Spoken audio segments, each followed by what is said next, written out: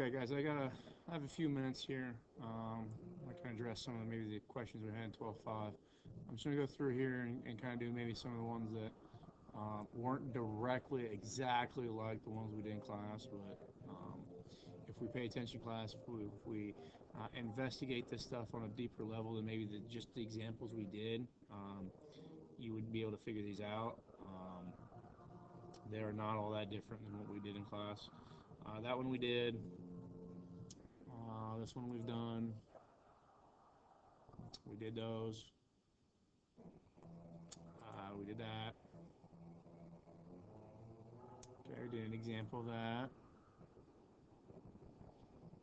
We did something like that. Did something like that.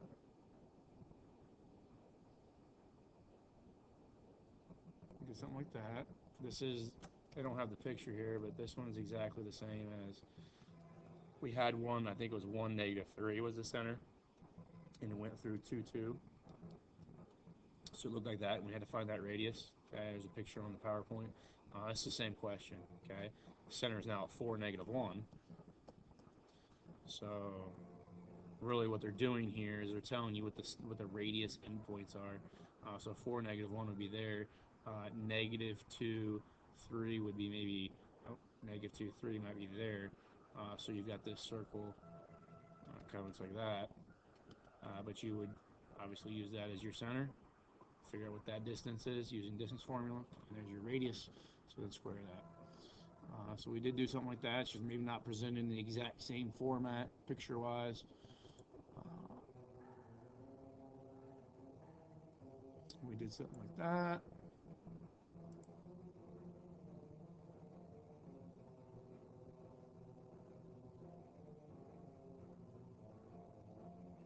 Okay, so all the position is just the center. Okay, and the range is going to be the radius. Okay, so if you've got a tornado alert sign, and you guys know what this is, one out behind the baseball field. It's a siren that's on a pole. Okay, so looking down at it's kind of like that. Okay, and it's going to rotate. Okay, so it's sending out sound, but this thing's going to rotate. And we know that if we're so far away, we're not going to be able to hear that sound. Okay, so it's a circular. People at the edge of that circle are going to have a very faint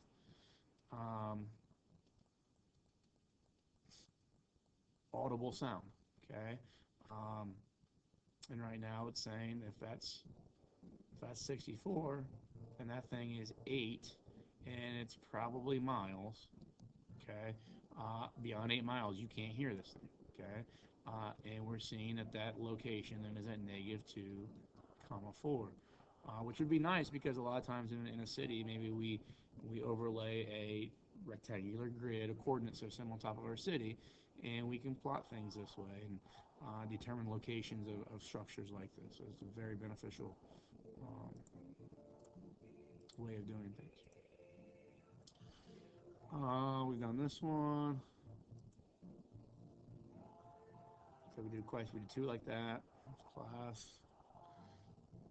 Okay, these might be a little bit different, but you guys have the algebra um, capabilities of this. Okay, so obviously it says sketch the graph, so we need to look at the ones that are centered at 0, 0. So A and B are the only two that are centered at 0, 0. So now we look at square root of 32, and that's almost 36. So r squared is equal to 32. If it was 36, it'd be 6 would be the radius. So I'm going to look at A, and we see that 1, 2, 3, 4, 5, 6, 7, 8, 9, 10, 11. That's a little bit big, so B is going to have to be our answer there.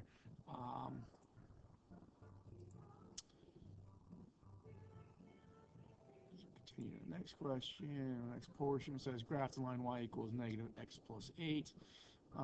So plus 8 is the y-intercept, so it's either A or D. The slope is negative, so it's got to be D.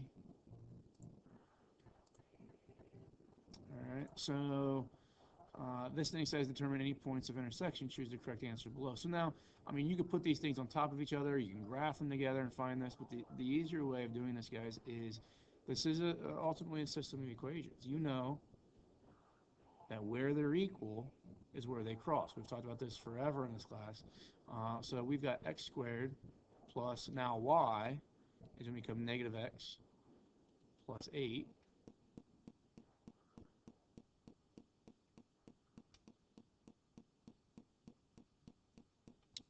My cursor, there we go.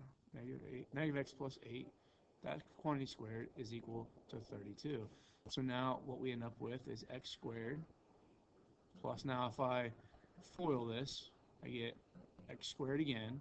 I'll get negative 16x and plus 64 is equal to 32. Well, that provides me 2x squared minus 16x, subtract 32 from both sides, so I get plus 32 is equal to 0. Divide out a 2 out of everything, excuse me, x squared minus 8x plus 16 is equal to 0. Now this thing should factor to x minus 4 times x minus 4. So my x value is 4. Okay. The x value where they intersect is 4. Plug that back in up here, and they should be intersecting at, if y is equal to negative x plus 8, I plug in 4 right there, and I get negative 4 plus 8, which is just 4. So 4, 4 should be their intersection. And I believe in this one, yeah, that's going to be the only one. Okay, so if I want to get 1, that tells me that these two things should have been tangent to one another. If we graph them, and then this is something, guys, that, yeah, maybe we didn't do this directly. You've done it in other classes. You've done system equations before. I don't know why that won't go away. Oh, well, doesn't matter.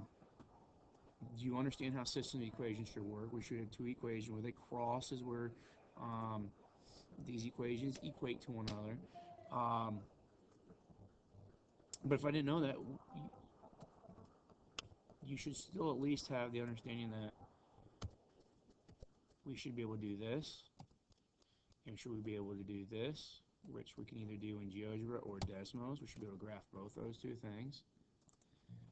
And we see here at 4, 4, it's where they're crossing. Okay, if I ask it to do the intersections, we get B at 4, 4. Okay, I mean, so one solution means they're tangent. If you got, if you factor this thing, and it was like x minus 4 and x plus 2, then you would plug in 4 and 2 into this, and you get two y values back, and that means it crosses twice. But what I'm trying to kind of drive home with you guys is that, yes, in a math class, you're not going to get everything word for word, like every single question that you're going to get in your homework. You have to work a little bit sometimes on your own using previous concepts. Okay, we've done that. We've done that. Okay, so these are the same thing as what we did in class.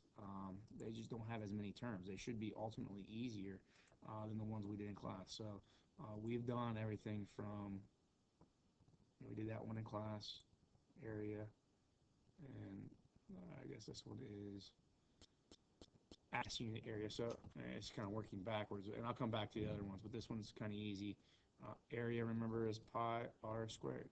Okay, well, there's my circle. That's r squared. So 36 pi is the area. I think one of these asks you, okay, we did this one for sure in class with the 49 pi. So r squared would be 49 here. So we're looking for C as being the answer there. This next one I think gives you the, okay, so we just did an example like that one. Okay, so then let's go back to maybe one of these. So that's the circumference one. So that's circumference. This is 21. Circumference is 2 pi r. So in this case, r is going to be, so r squared is 36. So is it r6? Just going to plug that in there. We'll get 2 times pi times 6, 12 pi. And that should be the answer for that one.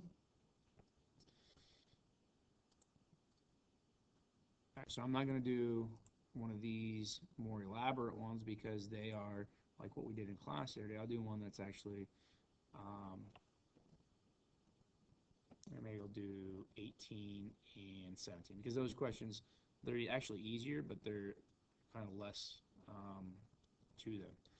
We take the x's and we write them. We take the y's and we group them. Remember, we're going to move everything else over to the other side. So now we're going to complete the square there, and we'll complete the square here. So I take half that term, which is 2, I square that, I add it here. I'm going to add it to this side.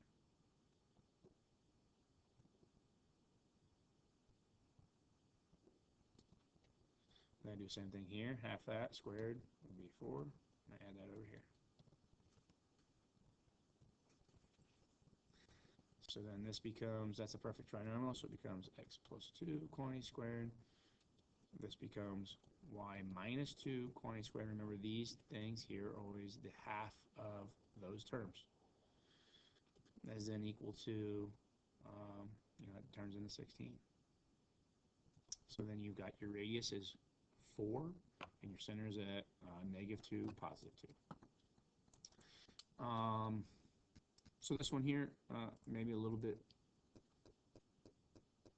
less information provided, which should ultimately end in an easier amount of work or level of work. We got x squared, so I rewrite all my x's. Okay, well, nothing there. Plus then take my y squared plus my 6y is equal to 0. So now this one here, because there's no y to the first or x to the first, I guess, I don't have to complete the square. Okay, it's all that work has already been done. We just have to complete the square here. So plus something, and then we'll add that plus something over here. So this, take half of this, which is 3, square that, you get 9. So add 9 there. So now this becomes x squared plus, now this thing here becomes y plus half of that term squared is now equal to 9. So now this thing here is, x squared could be rewritten this way, and this is why we didn't have to do anything to the x squared. We didn't have to complete the square there. Is because x plus 0 squared is the same thing as just x squared.